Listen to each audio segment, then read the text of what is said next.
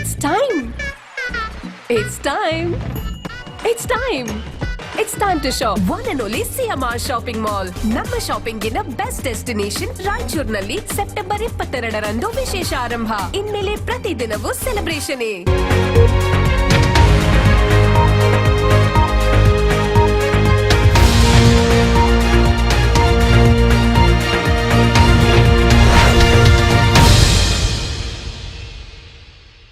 ನಮಸ್ಕಾರ ವೀಕ್ಷಕರೇ, ಕನ್ನಡ ಮಾತೃಭೂಮಿ ವಾರ್ತೆಗಳಿಗೆ ಸ್ವಾಗತ. ನಾನು ಸಂತೋಷಿ ಸರ್ಜೋದೆ. ಮೊದಲಿಗೆ ಹೆಡ್ಲೈನ್ಸ್.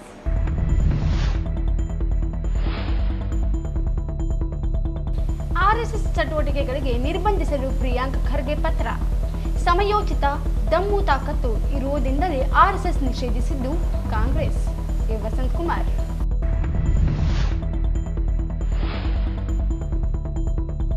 ಉನ್ನತ ಸ್ಥಾನ ಪಡೆಯಲು ಪ್ರಿಯಾಂಕ್ ಖರ್ಗೆ ಅವರಿಂದ ಆರ್ಎಸ್ಎಸ್ ನಿರ್ಬಂಧಿಸಲು ಪತ್ರ. ಮೂರ್ಖತನದ್ದು ತಾಕತ್ತಿದ್ದರೆ ನಿಷೇಧಿಸಲಿ, ವೀರನಗೌಡ ಲೆಕ್ಕಿಹಾಳ ಸವಾಲು. ಧರ್ಮಸ್ಥಳ ಗ್ರಾಮೀಣಾಭಿವೃದ್ಧಿ ಸಂಸ್ಥೆಯಿಂದ ಗಾಂಧಿ ಸ್ಮೃತಿ. ಪಾನಮುಕ್ತರಿಗೆ ಅಭಿನಂದನೆ.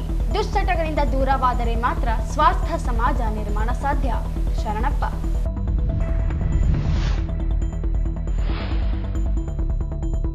ಲಿಂಗಸಗೂರು ಆರ್ಎಸ್ಎಸ್ ಪಥ ಸಂಚಲನದಲ್ಲಿ ಶಾಸಕ ಮಾನಪ್ಪ ವಜ್ಜೇಲ್ ಪಿಎ ಭಾಗಿ. ಅಮಾನತಿಗೆ ವಿಶ್ವನಾಥ್ ಬಲ್ಲಿಡವ ಆಗ್ರಹ.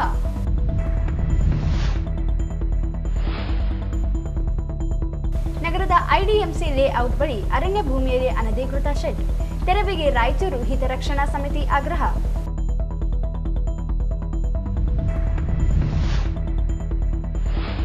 ಫೇಸ್ಬುಕ್ ಜಾಹೀರಾತು ನೀಡಿ 18 ಲಕ್ಷ ಕಳೆದುಕೊಂಡಿದ್ದ ವ್ಯಕ್ತಿಗೆ ಹಣ ಮರಳಿಸಿದ ಪೊಲೀಸ್ ಇಲಾಖೆ. ಸೈಬರ್ ವಂಚನೆ ಕುರಿತು ಎಚ್ಚರಿಕೆ ವಹಿಸಲು ಎಸ್ಪಿ ಪುಟ್ಟಮಾದಯ್ಯ ಮನವಿ.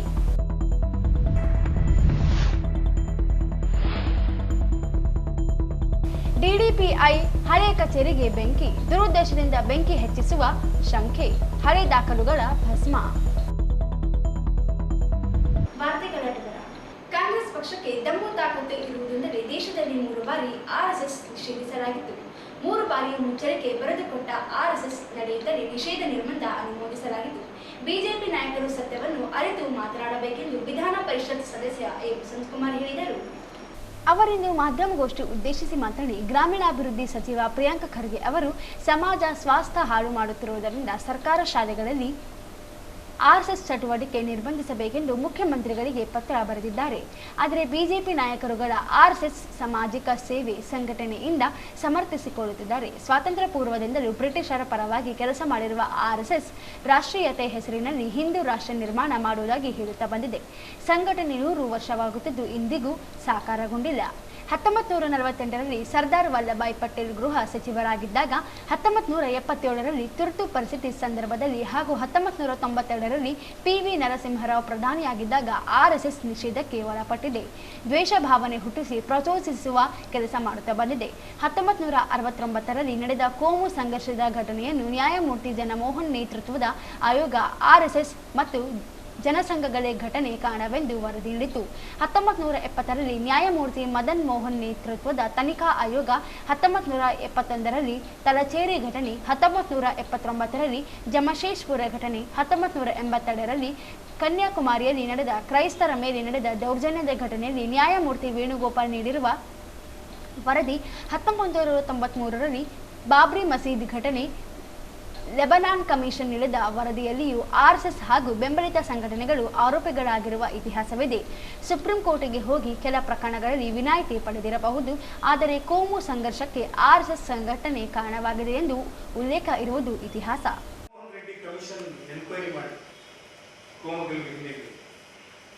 ಅವರು ತಮ್ಮ ರಿಪೋರ್ಟ್ನಲ್ಲಿ ಇದಕ್ಕೆ ಸಂಪೂರ್ಣವಾಗಿ ಕಾರಣೀಭೂತರಾದವರು ಆರ್ಎಸ್ಎಸ್ ಮತ್ತು ಜನಸಂಘಟನೆಗಳು ಸೇರಿರುವಂಥ ವರದಿಯನ್ನು 1970ರಲ್ಲಿ justice D P Madan Mohan commission Bhiwandi, Jalgaon ಮತ್ತು ಮಹಾದ್ ಕೋಮಗಲಭೆ ಹಿನ್ನೆಲೆಯಲ್ಲಿ ಅವರು ಕೂಡ ರಿಪೋರ್ಟ್ ಕೊಟ್ಟಿದ್ದೇನೆಂದರೆ ಇದಕ್ಕೆ ಸಂಪೂರ್ಣ ಜವಾಬ್ದಾರರು ಆರ್ಎಸ್ಎಸ್ ಮತ್ತು ಜನಸಂಘಗಳು.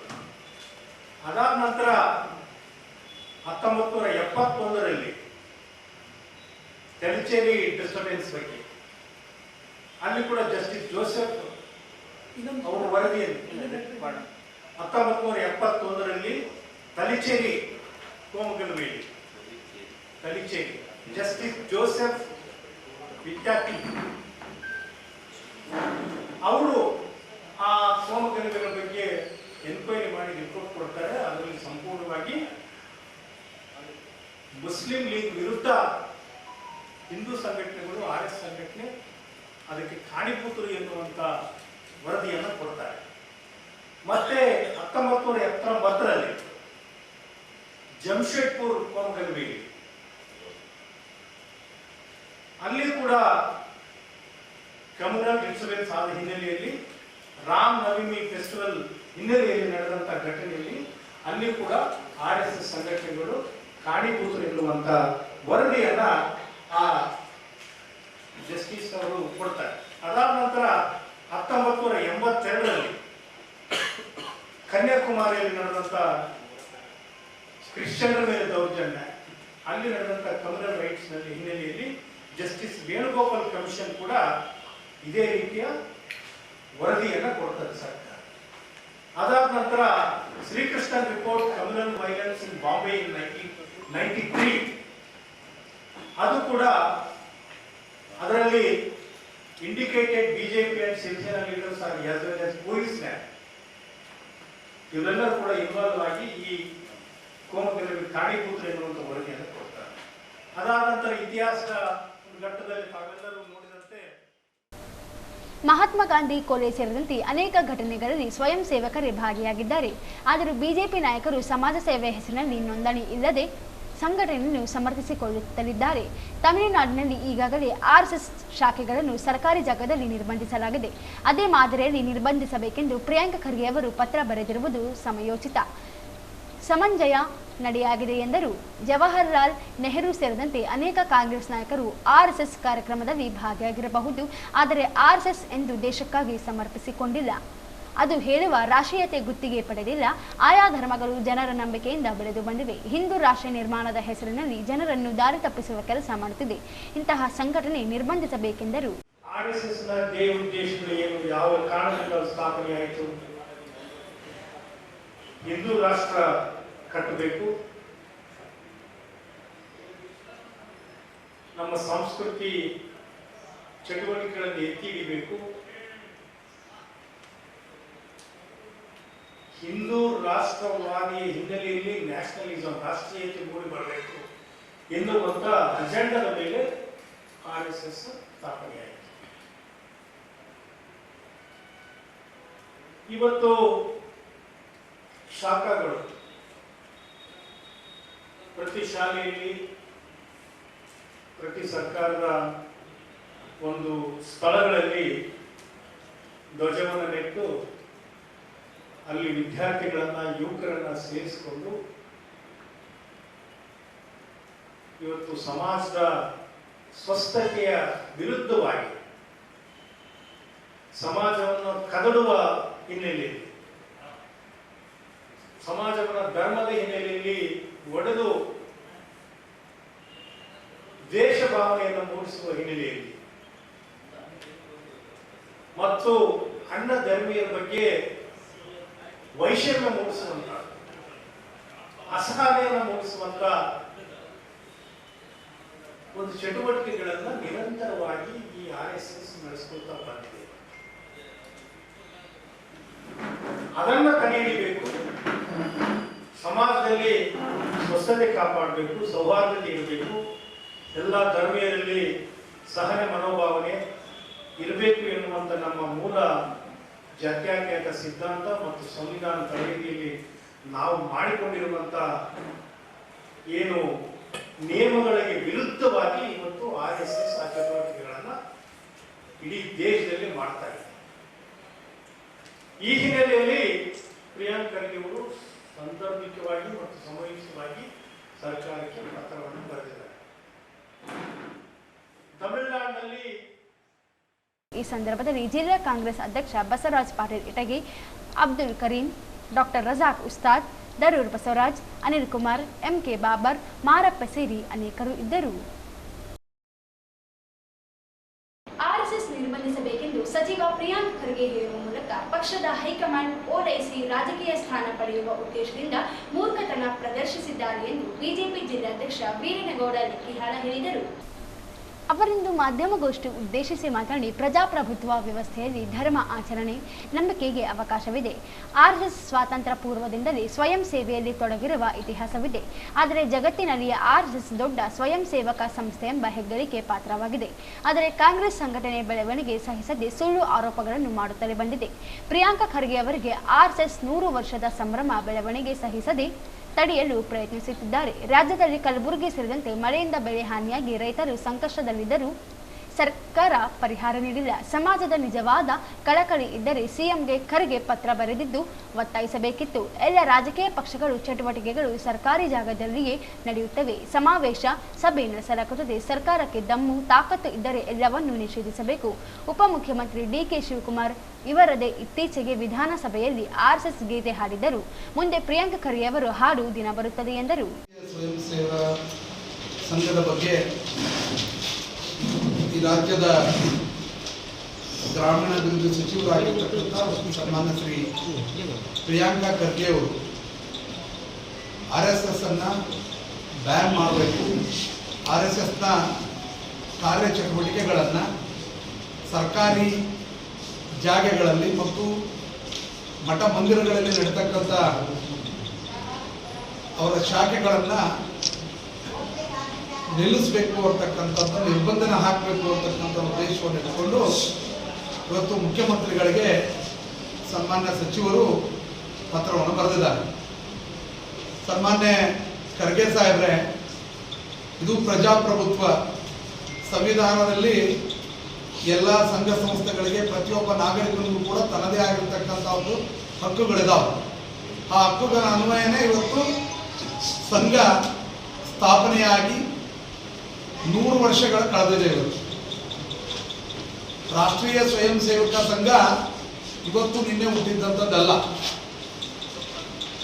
ನೀವು ಹುಟ್ಟೋಕ್ಕಿಂತ ಮುಂಚೆನೇ ರಾಷ್ಟ್ರೀಯ ಸ್ವಯಂ ಸೇವಕ ಸಂಘ ಹುಟ್ಟಿ ಹಲವಾರು ಸೇವಾ ಕಾರ್ಯ ಚಟುವಟಿಕೆಗಳ ಮುಖಾಂತರ ಇಡೀ ಜಗತ್ತಿನಲ್ಲೇ ಅತಿ ದೊಡ್ಡ ಸ್ವಯಂ ಸೇವಾ ಸಂಸ್ಥೆ ಎಂಬ ಹೆಗ್ಗಳಿಕೆ ಕೂಡ ರಾಷ್ಟ್ರೀಯ ಸ್ವಯಂ ಸೇವಕ ಸಂಘದ. ಈಗಾಗಲೇ 100 ವರ್ಷ ಆಗಿರೋದ್ರಿಂದ ಪ್ರತಿ ನಗರದಲ್ಲಿ ಇವತ್ತು, ಪ್ರತಿ ಗ್ರಾಮದಲ್ಲಿ ಇವತ್ತು ಪಥಸಂಚಲನ, ಹಿಂದೂ ಸಮಾಜೋತ್ಸವ, ಹೀಗೆ ಹಲವಾರು ಕಾರ್ಯಕ್ರಮಗಳು 100 ವರ್ಷ ಆಗಿರೋದ್ರಿಂದ ನಿರಂತರವಾಗಿ 1 ವರ್ಷಗಳ ಕಾಲ ಸಂಘ ತನ್ನದೇ ಆಗಿರತಕ್ಕಂಥ ಒಂದು ಕಾರ್ಯಚಟುವಟಿಕೆಗಳನ್ನು ಮಾಡುತ್ತೆ. ಆ ನಿಟ್ಟಿನಲ್ಲಿ ಇವತ್ತು ಆ ಸಂಘಕ್ಕೆ ದೊರೆತಕ್ಕಂಥ ಬೆಂಬಲವನ್ನು ನೋಡಿ ತಮಗೆ ಯಾಕೋ ಹೊಟ್ಟೆಯಲ್ಲಿ ತಳಮಳ ಆಗಿರ್ಬೋದೇನೋ ಅಂತ ನನ್ನ ಭಾವನೆ. ಆರ್ಎಸ್ಎಸ್ ನಕಾರಾತ್ಮಕ ಭಾವನೆ ಬಿತ್ತಿ ಏಕತೆ ಸಂವಿಧಾನ ಆಶಯಕ್ಕೆ ವಿರುದ್ಧವಾಗಿ ಆರ್ಎಸ್ಎಸ್ ಆಲೋಚನೆ ಬಿತ್ತುವುದಾಗಿ ಹೇಳುವ ಪ್ರಿಯಾಂಕಾ ಖರ್ಗೆ ಅವರು ಆರ್ಎಸ್ಎಸ್ ಮಾಡಿರುವ ಕೆಲಸವನ್ನು ನೋಡಿ ಮಾತನಾಡಬೇಕು. ನಿಸ್ವಾರ್ಥ ಜಾತಿ ಮೀರಿ ಕಾರ್ಯನಿರ್ವಹಿಸುತ್ತಿರುವ ಸಂಘಟನೆಯ ಕುರಿತು ಪೂರ್ವಗ್ರಹ ಪೀಡಿತರಾಗಿ ಮಾತನಾಡುವುದನ್ನು ನಿಲ್ಲಿಸಬೇಕು. ದಮ್ಮು ತಾಕತ್ತು ಇದ್ದರೆ ನಿಷೇಧಿಸಲಿ ಎಂದು ಸವಾಲು ಹಾಕಿದರು. ಉಪಮುಖ್ಯಮಂತ್ರಿ ಕಡೆಯಲ್ಲೇ ನಮ್ಮ ಸಂಘದ ಪ್ರಾರ್ಥನೆಯನ್ನು ಆಡಿಸಿದ್ದೇವೆ. ಅದು ವಿಧಾನಸೌಧದಲ್ಲಿ ಒಂದಿಲ್ಲ ಒಂದು ದಿನ ನೀವು ಕೂಡ ನಮಸ್ತೆ ಸದಾವಸ್ತಲೆ ಅನ್ನೋ ಕಾಲ ಅದು ದೂರ ಇಲ್ಲ ಅಂತಕ್ಕಂಥ ಮಾತನ್ನ ಸನ್ಮಾನ್ಯ ಖರ್ಗೆ ಸಾಹೇಬರಿಗೆ ನಾನು ಹೇಳಕ್ ಬಯಸ್ತೇನೆ ನಿಮ್ಮ ಮುಖಾಂತರ. ಇವತ್ತು ಖರ್ಗೆ ಸಾಹೇಬ್ರೆ, ನೀವು ನಿಜವಾಗಲೂ ನಿಮ್ಮಲ್ಲಿ ಈ ಬಡವರ ಪರವಾಗಿ ಜನಪರವಾಗಿರ್ತಕ್ಕಂಥ ಕಾಳಜಿಗಳಿದ್ರೆ, ಇವತ್ತೇನು ರೈತರೇನು ಸಂಕಷ್ಟದಿದ್ದಾರೆ ಅವ್ರ ಬಗ್ಗೆ ಪ್ರಧಾನಿಗಳಿಗೆ ಪತ್ರ ಬರೀರಿ, ಮುಖ್ಯಮಂತ್ರಿಗಳಿಗೆ ಪತ್ರ ಬರೀರಿ, ರೈತ ಪರವಾಗಿರ್ತಕ್ಕಂಥ ಜನಪರವಾಗಿರ್ತಕ್ಕಂಥ ಯೋಜನೆಗಳನ್ನ ತರಲಿಕ್ಕೆ ಪತ್ರಗಳನ್ನು ಬರೀರಿ. ಇಂಥ ನಿಮ್ಮ ಬಾಲಿಸ್ತನದ ಹೇಳಿಕೆ ಇವತ್ತು ನಿಮ್ಮ ಒಂದು ಮೂರ್ಖತನದ ಪರಮಾವಧಿ ಅಂತ ಹೇಳಿ ನಾನು ಹೇಳಿಕೆ ಇಚ್ಛೆಪಡ್ತೀನಿ. ಈ ಸಂದರ್ಭದಲ್ಲಿ ಬಿಜೆಪಿ ಎಸ್ಸಿ ಮೋರ್ಚಾ ಅಧ್ಯಕ್ಷ ಪಿ ಯಲ್ಲಪ್ಪ, ನಗರಸಭೆ ಮಾಜಿ ಸದಸ್ಯ ತಿಮ್ಮಪ್ಪ ಫಿರಂಗಿ, ಭೀಮಣ್ಣ ಮಂಚಾಲ, ಜಿಲ್ಲಾ ಪ್ರಧಾನ ಕಾರ್ಯದರ್ಶಿ ಸಂತೋಷ್ ರಾಜಗುರು, ಮೌನೇಶ್, ಮಲ್ಲಿಕಾರ್ಜುನ್ ಹಳ್ಳೂರ್, ಪ್ರೇಮ್, ವೀರೇಶ್ ಕುಮಾರ್ ಇದ್ದರು. ಮದ್ಯಾಭ್ಯಾಸನವು ಆರ್ಥಿಕ ಹಾಗೂ ಕೌಟುಂಬಿಕವಾಗಿ ದುಷ್ಪರಿಣಾಮ ಬೀರಲಿದ್ದು, ದುರಭ್ಯಾಸಗಳಿಂದ ದೂರವಿದ್ದಾಗ ಮಾತ್ರ ಆರೋಗ್ಯಕರ ಜೀವನ ನಡೆಸಲು ಸಾಧ್ಯ. ಈ ಹಿನ್ನೆಲೆಯಲ್ಲಿ ಧರ್ಮಸ್ಥಳದ ಜನಜಾಗೃತಿ ವೇದಿಕೆ ಸಹಯೋಗದಲ್ಲಿ ಮದ್ಯಪಾನ ಮುಕ್ತರಾಗಲು ಶಿಬಿರಗಳ ಆಯೋಜಿಸಿ ಜನಜಾಗೃತಿ ಮೂಡಿಸುವ ಕೆಲಸ ಮಾಡಲಾಗುತ್ತಿದೆ ಎಂದು ಮದ್ಯಪಾನ ಸ್ವಯಂ ಮಂಡಳಿಯ ಅಧ್ಯಕ್ಷ ಶರಣಪ್ಪ ಹೇಳಿದರು. ಅವರಿಂದು ನಗರದ ಪಂಡಿತ ಸಿದ್ದರಾಮ ಜಂಬಲದಿನ್ನಿ ರಂಗಮಂದಿರದಲ್ಲಿ ಶ್ರೀ ಕ್ಷೇತ್ರ ಧರ್ಮಸ್ಥಳ ಗ್ರಾಮೀಣಾಭಿವೃದ್ಧಿ ಯೋಜನೆ ಬಿಸಿ ಟ್ರಸ್ಟ್, ಅಖಿಲ ಕರ್ನಾಟಕ ಜಿಲ್ಲಾ ಜನಜಾಗೃತಿ ವೇದಿಕೆ, ಕರ್ನಾಟಕ ರಾಜ್ಯ ಮದ್ಯಪಾನ ಸಂಯಮ ಮಂಡಳಿ, ಪ್ರಗತಿ ಬಂಧು ಸ್ವಸಹಾಯ ಸಂಘಗಳ ಒಕ್ಕೂಟ ಸಂಯುಕ್ತ ಆಶ್ರಯದಲ್ಲಿ ಗಾಂಧಿ ಜಯಂತಿ ಪ್ರಯುಕ್ತ ಜನಜಾಗೃತಿ ಜಾಥಾ ಮತ್ತು ಸಮಾವೇಶ ಕಾರ್ಯಕ್ರಮ ಉದ್ಘಾಟಿಸಿ ಮಾತನಾಡಿದರು. ಮದ್ಯಪಾನ ಮಾಡುವವರನ್ನು ಬಿಡಿಸುವ ಕೆಲಸ ಧರ್ಮಸ್ಥಳ ಗ್ರಾಮೀಣಾಭಿವೃದ್ಧಿ ಯೋಜನೆ ಟ್ರಸ್ಟ್ ಕೆಲಸ ಮಾಡುತ್ತಿರುವುದು ಶ್ಲಾಘನೀಯ. ರಾಜ್ಯ ಮದ್ಯಪಾನ ಸಂಯಮ ಮಂಡಳಿಯು ಸಹ ಮದ್ಯ ಮತ್ತು ಮಾದಕ ವಸ್ತುಗಳ ದುಷ್ಪರಿಣಾಮಗಳ ಬಗ್ಗೆ ಅರಿವು ಮೂಡಿಸುವ ಕೆಲಸ ಮಾಡುತ್ತಿದೆ. ರಾಜ್ಯದಲ್ಲಿ ವಿವಿಧ ಕಾರ್ಯಕ್ರಮ ಜನಜಾಗೃತಿ ಮೂಡಿಸುತ್ತಿದೆ ಎಂದರು.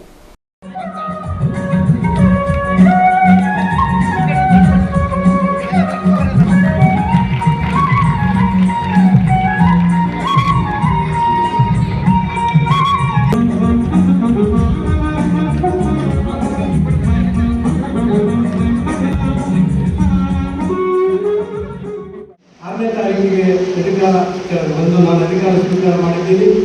ಅದೇ ರೀತಿಯಾಗಿ ಪ್ರಥಮ ಬಾರಿಗೆ ಈ ಧರ್ಮಸ್ಥಳದವರ ಮಾಡ್ತಕ್ಕಂಥ, ಯಾಕಂದರೆ ಇವರ ಕಾರ್ಯಕ್ರಮದಲ್ಲಿ ಪಾಲ್ಗೊಳ್ತಾ ಇದ್ದೀವಿ.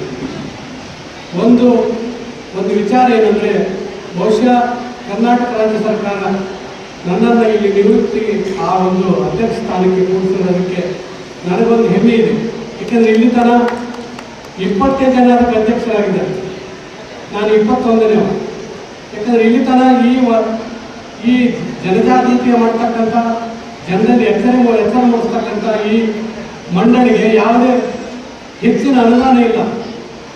ಜಾಗೃತಿಗಾಗಿ ನಮ್ಮ ಮಂಡಳಿಯಿಂದ ರಾಜ್ಯದಾದ್ಯಂತ ಜನರಲ್ಲಿ ಮದ್ಯಪಾನ ವ್ಯಸನಗಳಿರ್ಬೋದು, ಮಾದಕ ವಸ್ತುಗಳಿರ್ಬೋದು, ಅದೇ ರೀತಿಯಾಗಿ ಇನ್ನಿನ ಬೀಡಿ ಇರ್ಬೋದು, ಸಿಗರೇಟ್ ಇರ್ಬೋದು, ಇಂಥ ಮಾನವನಿಗೆ ಹಾನಿಕಾರಕ ಆಗ್ತಕ್ಕಂಥ ಈ ಚಟಗಳನ್ನು ಮುಡಿಸ್ತಕ್ಕಂಥ ಒಂದು ಅಧ್ಯಕ್ಷನಾಗಿ ಮಾಡಿದ್ದಾರೆ. ಅದು ಒಂದು ಹೆಮ್ಮೆ ನನಗೇನೆಂದರೆ, ಹುಟ್ಟಿದಂದಿನಿಂದ ಇವತ್ತಿನ ತನಕ ನಾನು ಮದ್ಯಪಾನ ಭಾಗವಹಿಸಿಲ್ಲ. ಇದು ನನಗೆ ಬಹುಶಃ, ಯಾಕಂದರೆ ಇದು ಪ್ಲೇಸ್ ಭಾಳ ಕಷ್ಟ. ನಾನು ಇವತ್ತಿನ ತನಕ ಈ ಮದ್ಯಪಾನ ಮಾಡಿಲ್ಲ ಅನ್ನೋದು ಒಂದು ನನಗೆ ಭಾಳ ಹೆಮ್ಮೆ ವಿಚಾರ.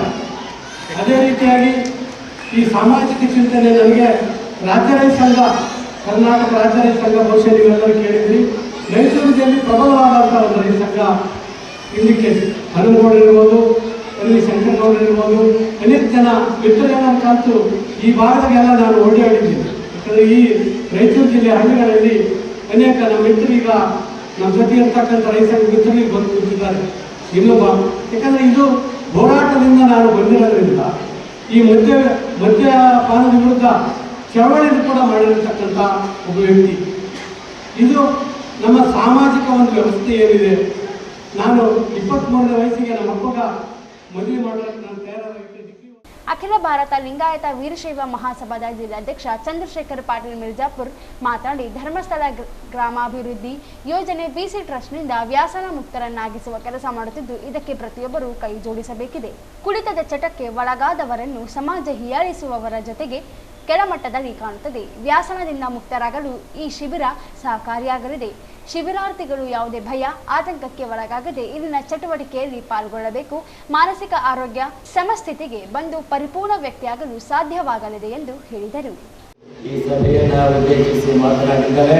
ಮದ್ಯಪಾನವನ್ನು ವರ್ಜಿಸಬೇಕು, ದುಶ್ಚಟಗಳನ್ನು ದೂರ ಮಾಡಬೇಕಂತಕ್ಕಂತಹ ಒಂದು ಅದ್ಭುತ ಕಾರ್ಯಕ್ರಮವನ್ನು ಗಾಂಧಿ ಜಯಂತಿಯ ಪ್ರಯುಕ್ತ ಏನು ಒಂದು ಅತ್ಯಂತ ಒಂದು ಒಳ್ಳೆಯ ರೀತಿಯಲ್ಲಿ ಆಚರಿಸ್ತಕ್ಕಂಥ ಕೆಲಸವನ್ನು ಈ ಒಂದು ಸಂಘಟನೆ ಮಾಡ್ತಾ ಇದೆ. ಎಲ್ಲರಿಗೂ ಕೂಡ ಇದು ಒಂದು ಮಾದರಿಯಾಗಿರ್ತಕ್ಕಂಥ ಕೆಲಸ ಅಂತಕ್ಕಂಥದ್ದನ್ನು ಹೇಳಲಿಕ್ಕೆ ಬಯಸ್ತಾರೆ ಬಂಧುಗಳೇ.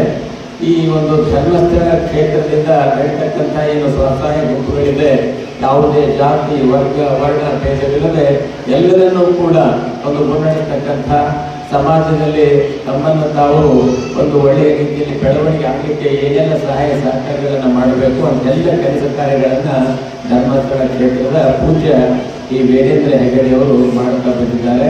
ಅದರಲ್ಲಿ ಮುಖ್ಯವಾಗಿ ಈಗಾಗಲೇ ಅನೇಕರು ಹೇಳಿದರು, ಬಹಳ ವರ್ಷಗಳಿಂದ ಮದ್ಯಪಾನವನ್ನು ಮಾಡ್ತಾ ಬಂದು ಮದ್ಯಪಾನವನ್ನು ತ್ಯಜಿಸಿ ನಾನು ಮನೆಯನ್ನು ಕಟ್ಕೊಂಡಿದ್ದೇನೆ ಅಂತಕ್ಕಂಥದ್ದು, ನನ್ನ ಬಾಳನ್ನು ಸುಂದರಗೊಳಿಸಿಕೊಂಡಿದ್ದೇನೆ ಅಂತಕ್ಕಂಥ ಮಾತುಗಳನ್ನು ಅನೇಕರು ಹೇಳಿದ್ದಾರೆ. ಇಂಥ ಕಾರ್ಯಕ್ರಮಗಳು ಈ ದುಶ್ಚಟಗಳಿಂದ ದೂರವಿರಬೇಕು ಅಂತಕ್ಕಂಥ ಒಂದು ಮಹತ್ವದ ಕಾರ್ಯವನ್ನು ಹಮ್ಮಿಕೊಂಡು ಈ ಒಂದು ಸಂಘಟನೆ ಬಹಳ ಚೆನ್ನಾಗಿ ಕೆಲಸ ಮಾಡ್ತಾ ಇದೆ.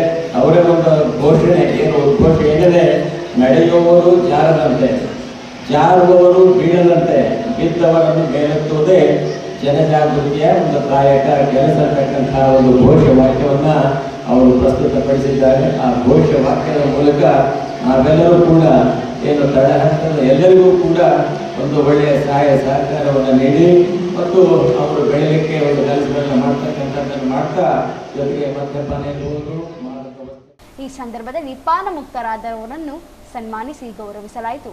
ಈ ಸಂದರ್ಭದಲ್ಲಿ ಸೋಮವಾರಪೇಟೆ ಹಿರೇಮಠದ ಅಭಿನಯ ರಾಚೋಟಿ ವೀರ ಶಿವಾಚಾರ್ಯ ಮಹಾಸ್ವಾಮಿಗಳು ಸಾನ್ನಿಧ್ಯ ವಹಿಸಿದ್ದರು. ಮಹಾನಗರ ಪಾಲಿಕೆ ಅಧ್ಯಕ್ಷೆ ನರಸಿಂಹಲು ಮಾಡಗಿರಿ, ಕ್ಷೇತ್ರ ಧರ್ಮಸ್ಥಳ ಗ್ರಾಮೀಣಾಭಿವೃದ್ಧಿ ಯೋಜನೆ ಬಿಸಿ ಟ್ರಸ್ಟ್ನ ಪ್ರಾದೇಶಿಕ ನಿರ್ದೇಶಕ ಚಂದ್ರಶೇಖರ್ ಜೆ, ಜಿಲ್ಲಾ ಜನಜಾಗೃತಿ ವೇದಿಕೆ ಅಧ್ಯಕ್ಷ ಎಂ ಅಮರೇಶ್, ಲೋಕಸೇವಾ ಆಯೋಗದ ನಿಕಟಪೂರ್ವ ಸದಸ್ಯ ಶ್ರೀಕಾಂತ್ ರಾವ್, ನ್ಯಾಯವಾದಿ ಸಂಘದ ಅಧ್ಯಕ್ಷ ನಾಗರಾಜ್ ಎಂ, ಕ್ಷೇತ್ರ ಧರ್ಮಸ್ಥಳ ಗ್ರಾಮೀಣಾಭಿವೃದ್ಧಿ ಯೋಜನೆ ಬಿಸಿ ಟ್ರಸ್ಟ್ನ ನಿರ್ದೇಶಕ ಮೋಹನ್ ನಾಯಕ್, ಮಾಜಿ ಜಿಲ್ಲಾ ಪಂಚಾಯಿತಿ ಸದಸ್ಯೆ ಶರಣಮ್ಮ ಕಾಮರೆಡ್ಡಿ, ಮಹಾಂತೇಶ್ ಮಸ್ಕಿ ಸೇರಿದಂತೆ ಅನೇಕರು ಇದ್ದರು. ಈ ಮುಂಚೆ ನಗರದ ಬಸವೇಶ್ವರ ವೃತ್ತದಿಂದ ರಂಗಮಂದಿರದವರೆಗೆ ಜಾಥಾ ನಡೆಸಲಾಯಿತು. ನೂರಾರು ಸಂಖ್ಯೆಯಲ್ಲಿ ಮಹಿಳೆಯರು ಭಾಗವಹಿಸಿದ್ದರು.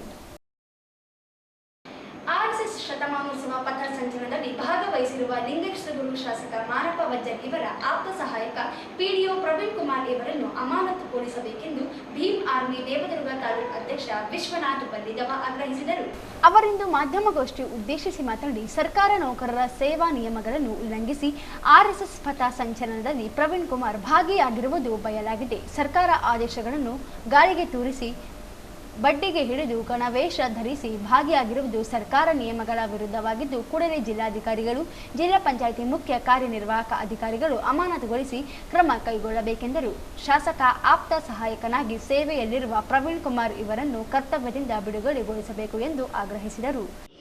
ಅವರ ಆಪ್ತ ಸಹಾಯಕರಾಗಿ ಕಾರ್ಯನಿರ್ವಹಿಸುತ್ತಿರುವ ಪ್ರವೀಣ್ ಕುಮಾರ್ಗೆ ಇವರು ಮೂಲತಃ ಪಿಡಿಒ ಗ್ರಾಮ ಪಂಚಾಯತ್ ಅಭಿವೃದ್ಧಿ ಅಧಿಕಾರಿಗಳಾಗಿದ್ದು, ಇವರು ಆಪ್ತ ಕಾರ್ಯದರ್ಶಿ ಕೆಲಸ ಮಾಡೋದ್ರ ಜೊತೆಗೆ ಇವರು ಇತ್ತೀಚೆಗೆ ಮೊನ್ನೆ ಕೆಲ ದಿನಗಳ ಹಿಂದೆ ಒಂದು ಏನು RSS ಗಣವೇಷವನ್ನು ಧರಿಸಿ ಒಂದು ಲಾಠಿ ನಡ್ಕೊಂಡು ಅವ್ರ ಜೊತೆಗೆ ನಂಟನ್ನು ಖಾಸಗಿ ಯಾವುದು RSS ಅಂದರೆ ಈಗ ನೋಂದಣಿ ಆಗಲಾರ್ದಂಥ ಒಂದು ಸಂಘಟನೆ, ಆ ಸಂಘಟನೆ ಜೊತೆಗೆ ಒಂದು ಪ್ರತ್ಯೇಕವಾಗಿ ಒಂದು ನಂಟನ್ನು ಹೊಂದಿ ಅವ್ರ ಜೊತೆಗೆ ಚಟುವಟಿಕೆಗಳನ್ನು ಭಾಗಿಯಾಗಿ ಅವರು ವಾಟ್ಸಪ್ ಸ್ಟೇಟಸಲ್ಲಿ ಆಗಿರ್ಬೋದು, ಸಾಮಾಜಿಕ ಜಾಲತಾಣದಲ್ಲಿ ಹರಿಬಿಟ್ಟಿದ್ದಾರೆ. ಇದು ಸರ್ಕಾರಿ ಸೇವಾ ನಿಯಮಗಳನ್ನು ಉಲ್ಲಂಘನೆ ಮಾಡಿದೆ. ಇನ್ನೊಂದೇನಂತಂದರೆ ಈ ಯಾವುದಂತಂದರೆ RSS ಸಂಘಟನೆ ನೋಂದಣಿ ಆಗಿಲ್ಲ. ಇನ್ನೊಂದೇನಂದರೆ ಈ RSS ಸಂಘಟನೆ ಕೊಡುಗೆ ಈ ದೇಶಕ್ಕೆ ಯಾವುದಿಲ್ಲ. 100 ವರ್ಷ ಆಗಿರ್ಬೋದು, ಆಚರಣೆ ಮಾಡ್ತಾ ಇರ್ಬೋದು. ಆದರೆ SC ST OBCಗಳಂತ ಬಂದಾಗ ಇವರು ಎಲ್ಲಿ ಸಹ ಬೀದಿಗಳಲ್ಲಿ ಆಗಿರ್ಬೋದು, ಅಲ್ಲೇ ಮಕ್ಕಳ ಮೇಲೆ ಆಗಿರ್ಬೋದು, ಮಹಿಳೆಯರ ಮೇಲೆ ಆಗಿರ್ಬೋದು ದೌರ್ಜನ್ಯ ಸಾವುಗಳಾದಾಗ ಇವೆಲ್ಲಿ ಬೀದಿ ನಿಂತು ಇವರು ಹೋರಾಟಕ್ಕಾಗಿ ನ್ಯಾಯಕ್ಕಾಗಿ ಹೋರಾಟ ಮಾಡಿದವರಲ್ಲ. ಇನ್ನೊಂದೇನಂದರೆ ಯುವಕರಲ್ಲಿ ಇವತ್ತು ಹಿಂದೆ ಬ್ರಿಟಿಷರ ಮೊಘಲರು ನಮ್ಮನ್ನ ದೈಹಿಕವಾಗಿ ಆಳ್ತಾ ಇದ್ರು.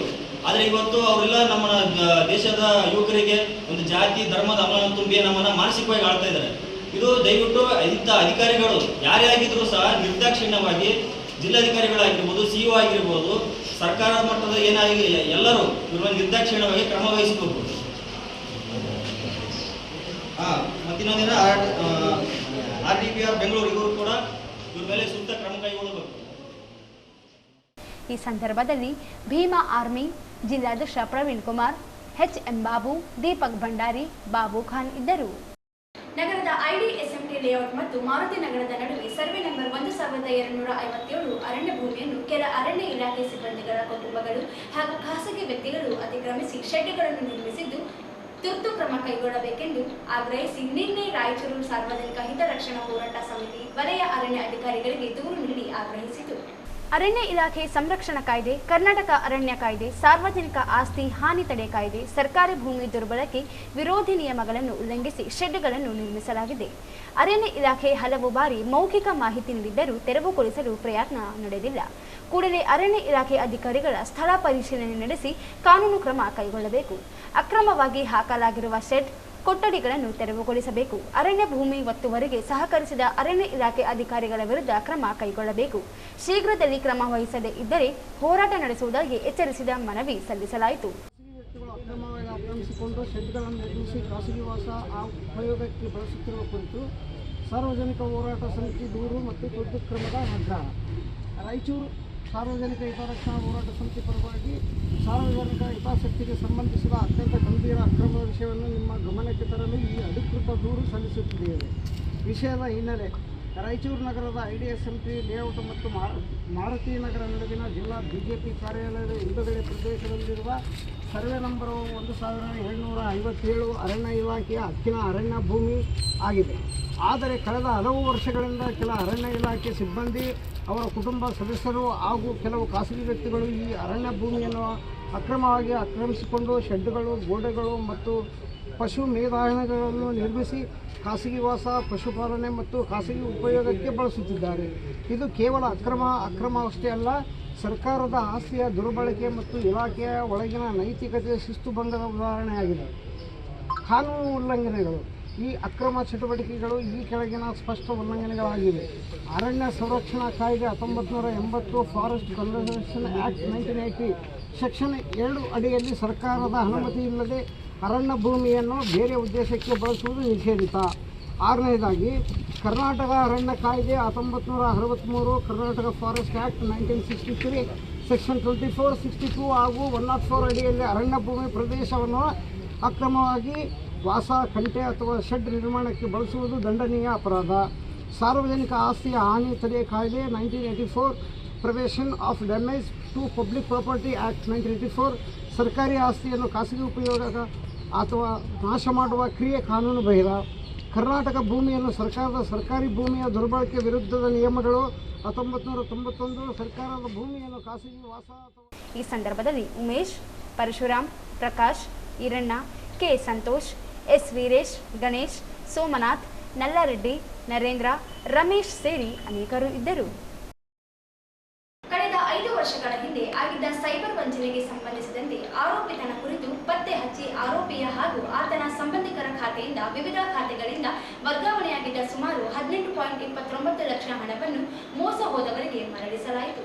ನಗರದ SP ಕಚೇರಿಯಲ್ಲಿ ಈ ಪ್ರಕರಣದ ಕುರಿತು ಸುದ್ದಿಗಾರರೊಂದಿಗೆ ಮಾತನಾಡಿದ ಜಿಲ್ಲಾ ಪೊಲೀಸ್ ವರಿಷ್ಠಾಧಿಕಾರಿ ಎಂ ಪುಟ್ಟಮಾದಯ್ಯ, ರಾಯಚೂರು ನಗರದ ವಿದ್ಯಾನಗರ ನಿವಾಸಿ ಲಕ್ಷ್ಮೀಕಾಂತ್ ಎಂಬುವವರು 2020ರಲ್ಲಿ ತಮ್ಮ ಫೇಸ್ಬುಕ್ ಖಾತೆಯಲ್ಲಿ ಟ್ರೇಡ್ MTFS ಎಂಬ ಜಾಹೀರಾತನ್ನು ನೋಡಿ ಅದರಲ್ಲಿ ಹಣ ಹೂಡಿಕೆ ಮಾಡಿದರೆ ಹೆಚ್ಚಿನ ಲಾಭಾಂಶ ದೊರೆಯುತ್ತದೆ ಎಂದು ಜಾಹೀರಾತಿನಲ್ಲಿ ನಮೂದಾದಾಗ ಇಮೇಲ್ಗೆ ಸಂಪರ್ಕಿಸಿ ಅವರು ನೀಡಿದ ವಿವಿಧ ಬ್ಯಾಂಕ್ ಖಾತೆಗಳಿಗೆ 2020ರ ಆಗಸ್ಟ್ 13ರಿಂದ 2021ರ ಏಪ್ರಿಲ್ 7ರವರೆಗೆ ಒಟ್ಟು 58.57 ಲಕ್ಷ ರೂಪಾಯಿಯನ್ನು ವರ್ಗಾವಣೆ ಮಾಡಿದ್ದಾರೆ ಎಂದು ತಿಳಿಸಿದರು. ನಂತರ ತಾವು ಹೂಡಿಕೆ ಮಾಡಿದವರಿಂದ ತಮ್ಮ ಹಣಕ್ಕೆ ಯಾವುದೇ ಲಾಭಾಂಶ ಬಾರದಿರುವುದರಿಂದ 2021ರ ಅಕ್ಟೋಬರ್ 25ರಂದು ಸೈಬರ್ ಠಾಣೆಗೆ ದೂರು ಸಲ್ಲಿಸಿದ್ದು ಸೈಬರ್ ಪೊಲೀಸರಿಂದ ಪ್ರಕರಣ ದಾಖಲಿಸಿಕೊಳ್ಳಲಾಗಿತ್ತು. ಇತ್ತೀಚೆಗೆ ನಂತರ ಪ್ರಕರಣದ ತನಿಖೆಯನ್ನು ಸೈಬರ್ ಪೊಲೀಸ್ ಠಾಣೆಯ DYSP ವೆಂಕಟೇಶ್ ಉಗಿಬಂಡಿ ಅವರು ಕೈಗೊಂಡು ಆರೋಪಿಯ ಜಾಲ ಪತ್ತೆ ಹಚ್ಚಿದ್ದು ತಮಿಳುನಾಡಿನ ರಾಮನಾಥಪುರಂ ಜಿಲ್ಲೆಯ ಕೀಲಕರೈನ ಬತೂರ್ ರುಸ್ಮಾನ್ ಎಂಬ ವ್ಯಕ್ತಿಯಿಂದ ಈ ಕೃತ್ಯ ನಡೆದಿದೆ ಎಂದು ಖಚಿತಪಡಿಸಿಕೊಂಡಿದ್ದು ಯಾರಿಗೂ ತಿಳಿಯದಂತೆ ತನ್ನ ಸಂಬಂಧಿಕರ ಖಾತೆಗೆ ಹಣವನ್ನು ವರ್ಗಾಯಿಸಿಕೊಂಡಿದ್ದ ಎಂಬುದು ತನಿಖೆಯಿಂದ ತಿಳಿದು ಬಂದಿದೆ ಎಂದು ತಿಳಿಸಿದರು.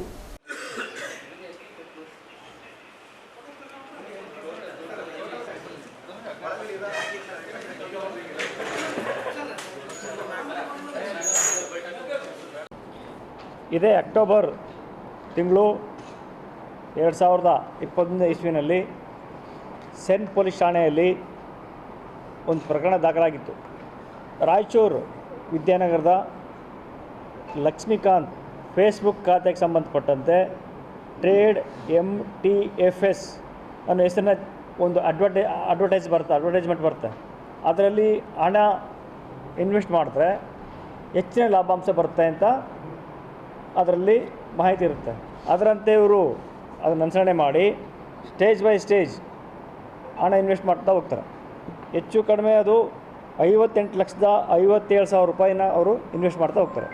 ಈ ಪ್ರಕರಣ ತುಂಬ ದಿನಗಳಿಂದ ನೆನೆಗುದಿಗೆ ಬಿದ್ದಿದ್ದು ಇತ್ತೀಚೆಗೆ ಈ ಸೆನ್ ಪೊಲೀಸ್ ಸ್ಟೇಷನ್ಗೆ DSP ಆಗಿ ವರ್ಗಾವಣೆಯಾಗಿ ಶ್ರೀ ವೆಂಕಟೇಶ್ ಒಗಿಬಂಡಿಯವರು ಬಂದ ನಂತರ ಈ ಪ್ರಕರಣನ ಭೇದಿಸಿದ್ದಾರೆ. ಇದರಲ್ಲಿ ನಮಗೆ 18,29,425 ರೂಪಾಯಿಗಳು ಅಷ್ಟು ಹಣ ಬೇರೆ ಬೇರೆ ಖಾತೆಗಳಿಗೆ ಹೋಗಿದ್ದಂಥ ಹಣ ನಾವು ಮರಳಿ ರಿಕವರಿ ಮಾಡಿದ್ದೀವಿ. ಮತ್ತು ಅದನ್ನು ಮಾನ್ಯ ನ್ಯಾಯಾಲಯದ ಆದೇಶದ ಆದೇಶದ ನಂತರ ಸಂಬಂಧಪಟ್ಟಂಥ ಲಕ್ಷ್ಮೀಕಾಂತ್ ಅವ್ರಿಗೆ ಇದನ್ನು ನಾವು ವಾಪಸ್ ಕೊಡ್ತೀವಿ. ಪ್ರಸ್ತುತ ಆರಫಿ ಬುತೂರ್ ರಸ್ಮಾನ್ ಮೃತಪಟ್ಟಿದ್ದು ಆತನ ವಿರುದ್ಧ ನ್ಯಾಯಾಲಯದಲ್ಲಿ ಅಬೇಟೆಡ್ ಚಾರ್ಜ್ ಶೀಟ್ ಸಲ್ಲಿಸಲಾಗಿದೆ. ಆರೋಪಿತನ ಹಾಗೂ ಆತನ ಸಹೋದರ ಸಂಬಂಧಿಯ ಖಾತೆಯಿಂದ ವಿವಿಧ ಖಾತೆಗೆ ವರ್ಗಾವಣೆಯಾಗಿದ್ದ 18,29,425 ರೂಪಾಯಿ ಹಣವನ್ನು ಜಪ್ತಿಪಡಿಸಿಕೊಂಡು ಮೋಸ ಹೋದ ಲಕ್ಷ್ಮೀಕಾಂತ್ ಎಂಬುವವರಿಗೆ ಮರಳಿಸಲಾಗಿದೆ ಎಂದರು. ಪ್ರಕರಣದ ತನಿಖೆಯಲ್ಲಿ ತನಿಖಾ ಸಹಕಾರಿಯಾಗಿ ರಾಜಪ್ಪ, ಪಿಐ ರಾಜ್ಕುಮಾರ್ ವಜಂತ್ರಿ, ವಿಕ್ರಮ್ ಸಿಂಹರೆಡ್ಡಿ, ಪ್ರವೀಣ್ ಕುಮಾರ್ ಇದ್ದರು. ಅಧಿಕಾರಿ ಮತ್ತು ಸಿಬ್ಬಂದಿ ಕಾರ್ಯವನ್ನು ಎಸ್ಪಿ ಪುಟ್ಟಮಾದಯ್ಯ ಪ್ರಶಂಸಿದರು.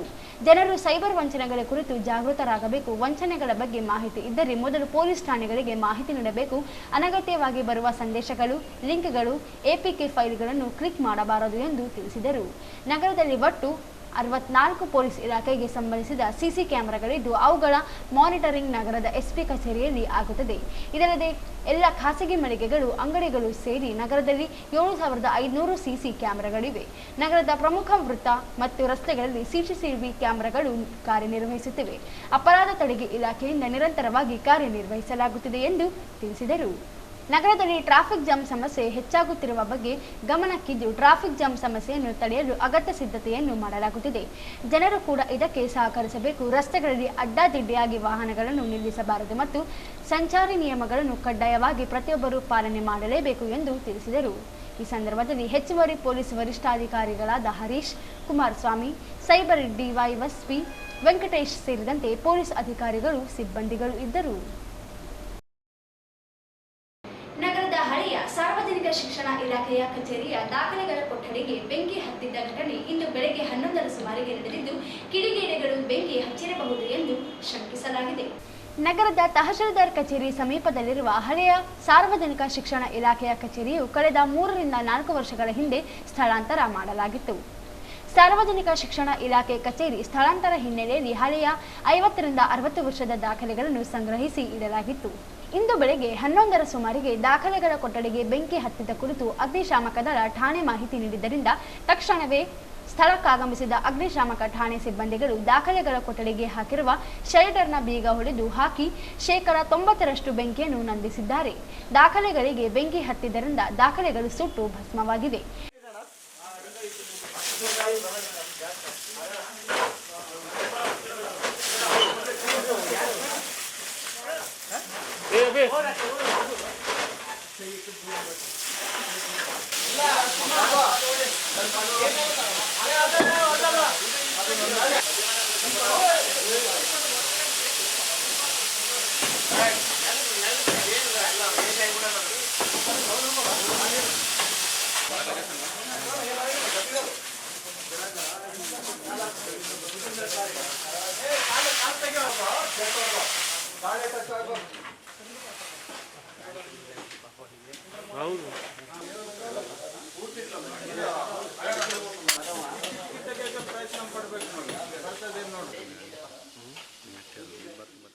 ಬೆಂಕಿಯ ಕೆನ್ನಾಲಿಗೆ ದಾಖಲೆಗಳು ಸುಟ್ಟು ಹೋಗಿವೆ.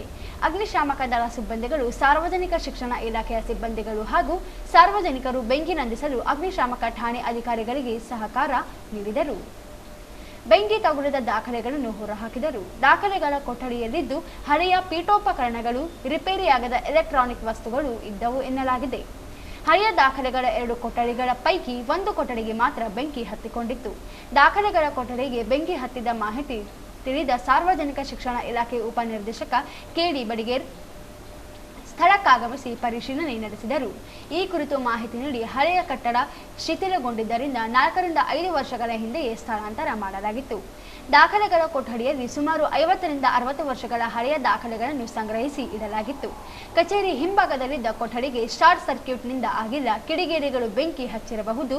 ಕೊಠಡಿಯಲ್ಲಿರುವ ಉಳಿದ ದಾಖಲೆಗಳನ್ನು ಸ್ಥಳಾಂತರ ಮಾಡಲಾಗುವುದು. ಘಟನೆ ಕುರಿತು ಪೊಲೀಸ್ ಠಾಣೆಗೆ ದೂರು ನೀಡಿ ತನಿಖೆ ನಡೆಸಲಾಗುತ್ತದೆ ಎಂದು ತಿಳಿಸಿದರು. ಇದು ಈಗಾಗಲೇ ಕಟ್ಟಡ 40 ರಿಂದ 50 ವರ್ಷದವರೆಗಿರ್ತಕ್ಕಂಥ ಕಟ್ಟಡ ಇದು.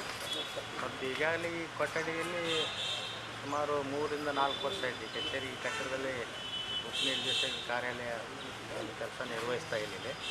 ನಾವು ಈಗಾಗಲೇ ಇಲ್ಲಿಂದ ಆಜಾದ್ ನಗರದಲ್ಲಿ ಬಾಡಿಗೆ ಬಿಲ್ಡಿಂಗ್ ಶಿಫ್ಟ್ ಆಗಿರ್ತೀವಿ. ನಂತರ ಈಗಾಗಲೇ ಜಿಲ್ಲಾ ಆಡಳಿತ ಭವನದಲ್ಲಿ ನಾನು ಕಚೇರಿ 50-60 ವರ್ಷದ ದಾಖಲೆಗಳಿದ್ದಾವೆ. ಈಗ ಅವು ಏನು ಶಾರ್ಟ್ ಸರ್ಕ್ಯೂಟ್ನಿಂದ ಆಗಿರ್ತಕ್ಕಂಥ ಘಟನೆ ಅಲ್ಲ, ಇದು ಬೇರೆ ಕೆಟಗರಿಗಳು ಮಾಡಿದ್ದಾರೆ.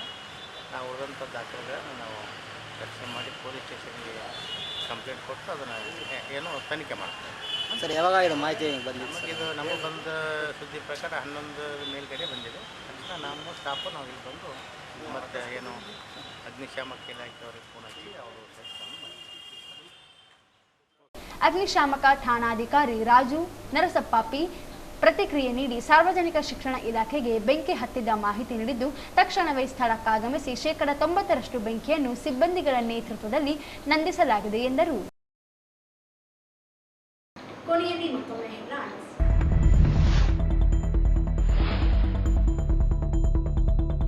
ಆರ್ಎಸ್ಎಸ್ ಚಟುವಟಿಕೆಗಳಿಗೆ ನಿರ್ಬಂಧಿಸಲು ಪ್ರಿಯಾಂಕ್ ಖರ್ಗೆ ಪತ್ರ. ಸಮಯೋಚಿತ ದಮ್ಮು ತಾಕತ್ತು ಇರುವುದೆಂದರೆ ಆರ್ಎಸ್ಎಸ್ ನಿಷೇಧಿಸಿದ್ದು ಕಾಂಗ್ರೆಸ್. ವಸಂತ್ ಕುಮಾರ್.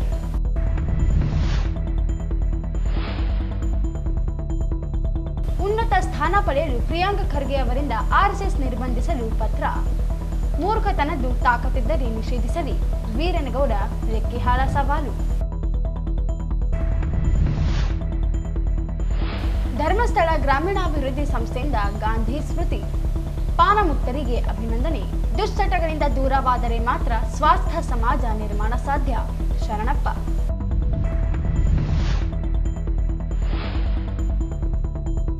ಲಿಂಗಸಗೂರು ಆರ್ಎಸ್ಎಸ್ ಪಥ ಸಂಚಲನದಲ್ಲಿ ಶಾಸಕ ಮಾನಪ್ಪ ವಜ್ಜೆಲ್ ಪಿಎ ಭಾಗಿ. ಅಮಾನತಿಗೆ ವಿಶ್ವನಾಥ್ ಬಲ್ಲಿಡವ ಆಗ್ರಹ.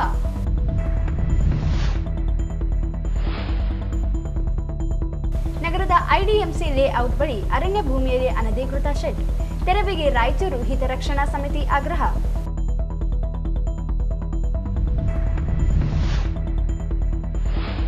ಫೇಸ್ಬುಕ್ ಜಾಹೀರಾತು ನೀಡಿ 18 ಲಕ್ಷ ಕಳೆದುಕೊಂಡಿದ್ದ ವ್ಯಕ್ತಿಗೆ ಹಣ ಮರಳಿಸಿದ ಪೊಲೀಸ್ ಇಲಾಖೆ.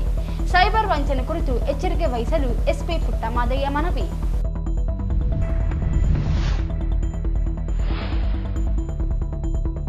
ಡಿಡಿಪಿಐ ಹಳೆ ಕಚೇರಿಗೆ ಬೆಂಕಿ. ದುರುದ್ದೇಶದಿಂದ ಬೆಂಕಿ ಹೆಚ್ಚಿಸುವ ಶಂಕೆ.